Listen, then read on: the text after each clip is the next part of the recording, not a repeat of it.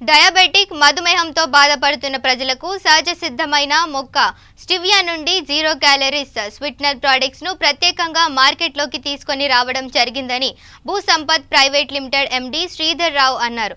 హైదరాబాద్ లో జరిగిన ఈ కార్యక్రమంలో ఈ ప్రొడక్ట్స్ ను మార్కెట్లోకి విడుదల చేస్తూ ఇది మధుమేహ వ్యాధి గ్రస్తులకు శుభవార్త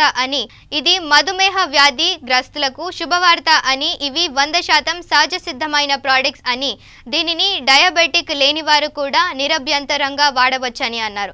ఈ కార్యక్రమంలో హెచ్టి రామకృష్ణ, సృజన్, కృపాకర్, జానకి, భాగ్యలక్ష్మి, శ్రవణ్ కుమార్ పాల్గొన్నారు.